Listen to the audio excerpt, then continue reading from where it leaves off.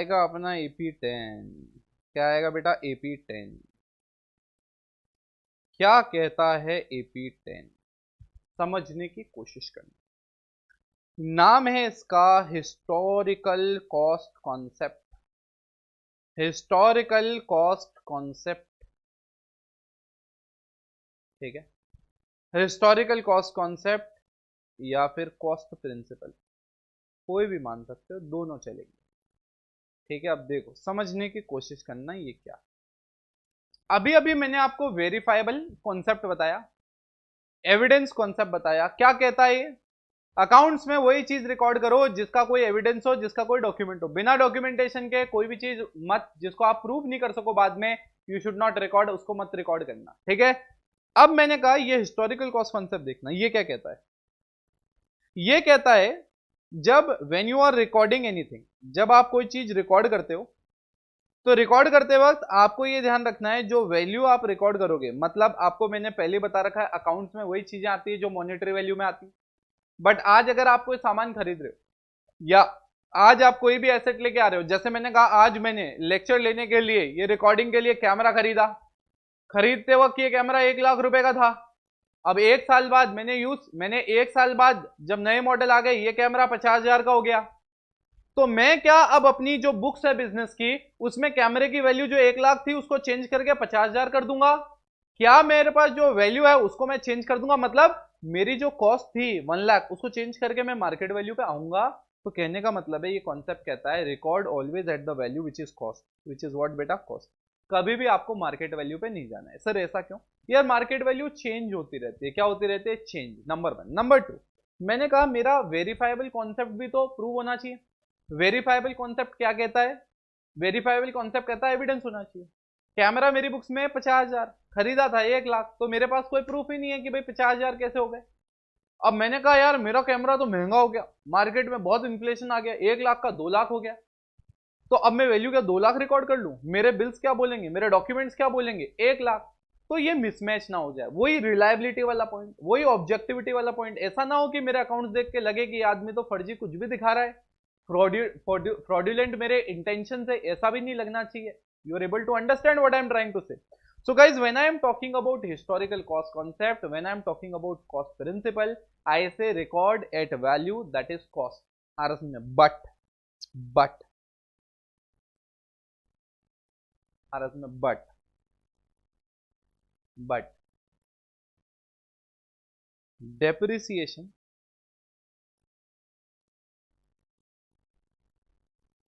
आरस में depreciation and amortization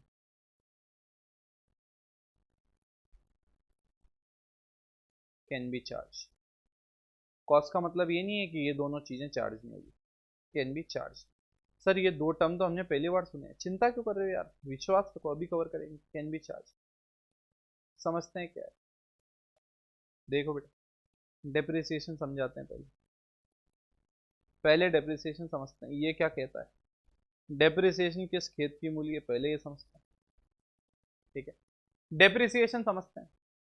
so guys, depreciation कहता क्या है आखिरकार, ये है क्या? तो मैंने कहा डेप्रिसिएशन कहता है it is the reduction in value of, reduction in value due to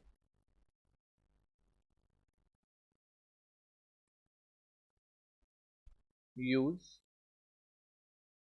change in time और पैसेज ऑफ टाइम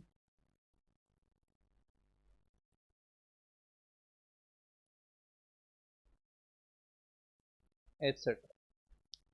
आ रहा समझे? और अमोर्टाइजेशन भी यही होता है, बट दोनों में फर्क होता है। देखो ये टेक्निकली क्या होता है, रिडक्शन इन, मैं इनको बीच में कर देता हूं, ठीक है। ये भी यही मान सकते हो, ये भी यही मान सकते हो, पर दोनों में फर्क क्या है? ये टेंजिबल, टेंजिबल एसेट्स पे लगता है और वो भी फिक्स। अभी देखेंगे क्या होता है फिक्स, क्या होता है वो सब, क्या होता है। एक होता है इंटेंजिबल, एक क्या होता है इंटेंजिबल। ये टेंजिबल पे लगता है, दूसरा वाला किस पे लगता है मेरे प्यारे बच्चों? इंटेंजिबल पे लगता है। अभी समझ लेते हैं क्या होता है ये। देखो यार, मैंने कहा मैंने ये कैमरा खरीदा 1 लाख रुपए का, और मैंने कहा इस कैमरे की लाइफ थी 10 साल। कितनी थी? 10 साल। तो एक बात बताओ, 10 ईयर्स इसकी लाइफ थी, 1 लाख रुपए का खर्चा हुआ, तो मुझे बताओ ना, हर एक साल मुझे लगभग कितने का फायदा मिल रहा है? मतलब ये 1 लाख रुपए का मैंने खर्चा किया, जिसका 10 साल बेनिफिट मिलेगा, तो एक साल में बेनिफिट 10,000 का मिलेगा। अब मैंने कहा मैंने फर्स्ट ईयर यूज कर लिया, तो मतलब 10,000 का बेनिफिट ले लिया। अब कितने का बेनिफिट लगना बाकी? अब देखो, वेरीफाइबल कॉन्सेप्ट भी लग गया। आपने खरीदा कितना था? 1 लाख का। फिर याद करो, अपनी स्टोरी ऑफ द एक्सपेंडिचर। हमने यहां एक्सपेंडिचर किया 1 लाख रुपए का। अब देखो ये क्रॉस कनेक्शन कितने इंपॉर्टेंट है गाइस, मैं आपको लिख के दे रहा हूं। 99% बच्चा ये बेसिक पार्ट को इग्नोर करता है, वो सोचता फटाफट प्रैक्टिकल पे चलें, फटाफट प्रैक्टिकल पे चलें। गाइस बच्चे, टोटल जो आप इन बेसिक कॉन्सेप्ट में 5 से 6 घंटे दे रहे हो ना, वो 4 से 5 घंटे, 5 से 6 घंटे आपको पूरी की पूरी अकाउंट्स में मास्टर बना देंगे। आ रहा समझे? अब होता क्या है कि जब तुम एक एसेट, मतलब story of the expenditure, 1 lakh का खर्चा हुआ, जितने का बेनिफिट करंट ईयर में मिल गया वो तो एक्सपेंस, जितने का भविष्य मिलेगा कितना? एसेट। तो फर्स्ट ईयर कैमरा यूज आया, बेनिफिट कितने का मिला? 10,000, वो तो खर्चा बुक कर दो, किस नाम से? डिप्रिसिएशन। आ रहा सुनने? 90,000 का बेनिफिट कब मिलेगा? अगले 9 ईयर्स में। 90,000 मेरा एसेट, अगले साल 90 में से फिर 10,000 का बेनिफिट मिल गया, बचा कितना? 80 का कब बेनिफिट मिलेगा? अगले 8 साल। वो अगले 80,000 मेरे क्या हो गए? अगले 8 साल के लिए एसेट। ऐसे करके ये चेन चलती रहेगी। तो कहने का मतलब है, आप देखो पहले आपका कैमरा लाख का था, फिर 90 का हुआ, फिर 80 का हुआ, तो धीरे धीरे ये रिडक्शन इन द वैल्यू हो रहा है ना। तो ये जितनी वैल्यू रिड्यूस हो रही है, जितनी वैल्यू ये कम हो रही है, ये आपका डेप्रिसिएशन, ये क्या है? आपका डेप्रिसिएशन है गाइस। क्लैरिटी है बेटा? समझने की कोशिश करें। मैंने कहा ये अपने को एक कॉन्सेप्ट दिमाग में सेट हो गया, ये कॉन्सेप्ट हमें समझ में आ गया। मैंने कहा आप लोगों के लिए यहां मैं लिख भी देता हूं।